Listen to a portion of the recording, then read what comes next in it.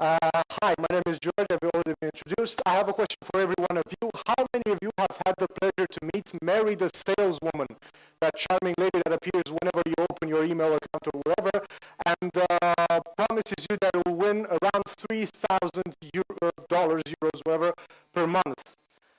Well, most of you, I mean, I see her every day, apparently. The problem with her is that she has created sort of a mirage in which more than 30 million investors have started to believe in, and they have been believing so for a very long time, and they will believe in the future as well. Just look at, these are big numbers, anybody can remember those, but the thing that should scar your brains right now is the fact that more than $900 million every month is being lost by people who actually believe in that mirage in the global FX markets. Now, the big question that comes up here is, how do we stop these people from losing all that money? Because I think I can speak for everyone in this hall. This is a big problem, per se. And our answer to this more than numbing question is Traderion. Basically, the premier financial social game anchored in interbank trading, in which an authentic and political economic universe matches up with a huge social dimension and with an amazing real-life traders feel, not only to really show you, but to make you part of how the markets change the world themselves. Basically, the entire content is user-generated. What we do is offer you the platform so you can create your own financial empire. Now, how do we do it is the natural question. Well, I mentioned the authenticity, and I'll be mentioning again it over and over and over because we're very proud of it. The amazing authenticity first is due to the fact that one of our co-founders is a former top-notch trader. He actually traded over 130 billion in the FX markets over his career.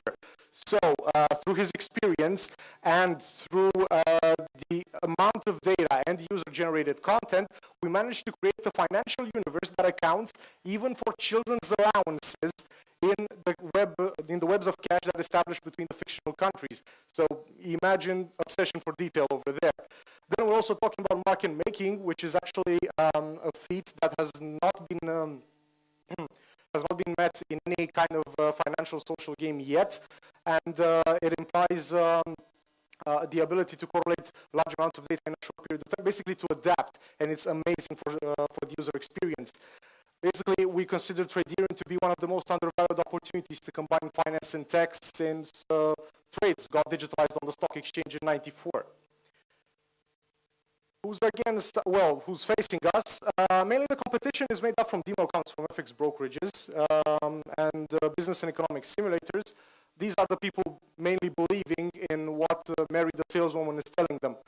The idea is, and that's a really big but over there, our players, as arrogant as it may sound, are smarter than theirs, because the problem here is to make these people stop losing all that money, and our players have realized that, and they get the market in a way that is not understood by the ones putting and losing all those 900 million I mentioned before. Let's talk about making money. Traderion is basically designed as a freemium game. You can see all those products over there. The main idea that I want you to remember is that we've designed a platform upon which we can add modules after modules. You want commodities, we can adapt them. You want stock exchanges, they're adaptable. So the growth potential is amazing in using the platform that we have designed. Through this scalable model, we are again, and I'm mentioning again the authenticity, because through such amazing content, we can create a breeding ground for traders. Our dream is actually that in a few years, 3 or 5 years, to have JP Morgan, Goldman Sachs, or investment funds come to us and say, I need traders, I need them now, and I need them really good. So the problem here is that the CVs are really off-season, if I may use a fashion metaphor. The bios are on the rise, and the Traderion bio will be even higher. Let's sell this thing. Of course, social media is part of our sales and marketing strategy, a central part. Actually, we're talking here about Facebook and Twitter integration and accessing the mobile market, which is booming right now. We're talking about Forex clusters, eToro, Baby Pips, FX Street, and Market Watch. But basically, we can target each and every one of them. And of course, target advertising through Bloomberg, Reuters, Wall Street Journal, you name it, will be there. What I really want you to remember right now is the fact that we're really global. It just happened that this idea started in Romania. We're talking about North America, Singapore, Japan, and all the countries that you can see there, and then more. the markets we're tackling are really global. Oops. The financial forecast, well, we can talk about this more in the networking session, but basically, I don't joke about numbers. In the fifth year, we're expecting a 4.5 million in revenues, estimated profits around 2.6. My favorite part of the presentation, we're really proud to call Peter Barta and Dragos Roa as our seed investors and mentors. Co-founders, Florin Tracă is the badass trader I told you before, guy with 130 billion traded. Florin Grosu, 5 years experience in global sales. Alex Kazaku is our CDO, and Ion Petcu, both of them international Olympics in informatics.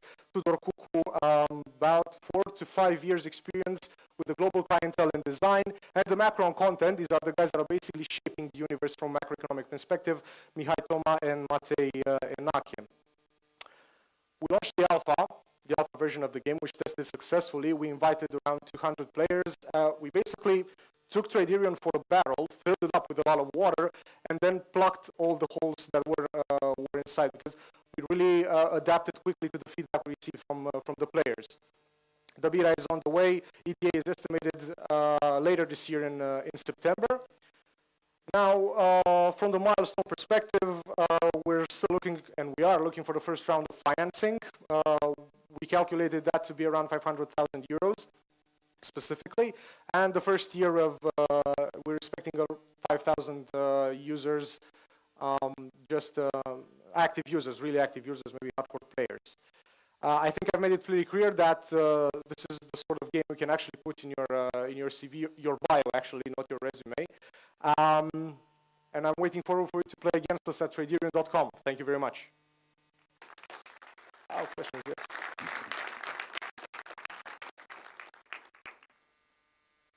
I guess that's the question session, yeah.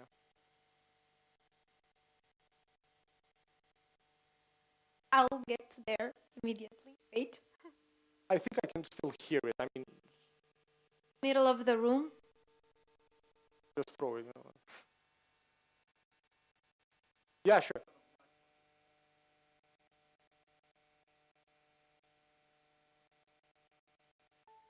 Oops. Basically, practical example. Basically, the meme in the freemium is due to the fact that we're allowing, for a certain fee, we're allowing extra access to extra products like derivatives, new markets, more counterparties, or extra capital that we offer the players themselves. Now, I really want to emphasize the fact that we can actually add more modules, as we name them, on the initial framework that we have designed, so as to include even more products for our players. For example, we might meet a cluster of players who are desperate to trade commodities, say corn from China. We can adapt the macroeconomic framework to that, so we can expand the game. That's why I'm saying, from this perspective, this freemium model that we have designed has an amazing growth potential. Since you're taking, obviously, let's say a certain percentage of whatever trade or any trade. The entire universe is fictive. I mean, you don't have to invest your money over there. Basically, what we have created is a parallel world, a parallel universe in itself. You enter the market, you create the market itself. That's the main, and it's a fantastic difference compared to the normal, pay to play. Not pay to play. The game is free to play. It's premium to access more complex products. Another question is, what's your next step? So you're getting money now. Do you plan to get a new round? When do you plan to exit? Who's the potential acquirer and so on? Well, we don't really want to predict the future here because nobody has really found that crystal ball. But we are looking for the first round of financing. The beta is, we're really working hard on it. And the first round of financing we want to use to develop the product in itself and then to market in the markets themselves. But we really want to grow it so as to reach a global scale as soon as possible. But I mean, okay, you cannot predict the future, but you should have some sort of a long-term vision. Oh, of course, that we do have.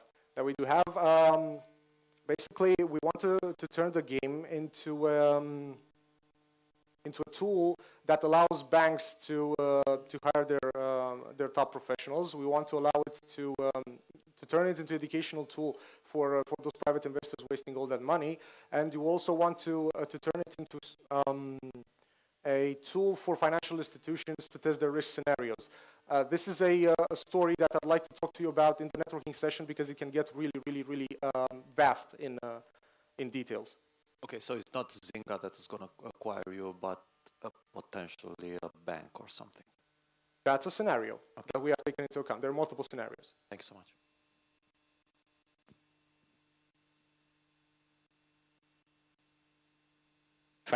If I may add, I'm Peter.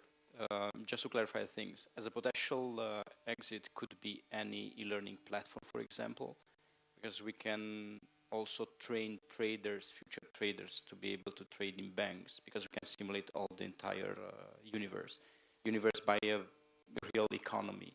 So that also can be a potential buyer, or even platforms that certify traders in different specialized trainings that they need to go for it, not necessarily only banks. Zynga can be one, for example, or another gaming in the market, like Republic, for example, because you can create synergies between the two games, for example. Of course, as I said, there are multiple scenarios that we can tackle, but basically, due to its authenticity, we have this luxury to afford multiple scenarios. Thank you. Thank you so much.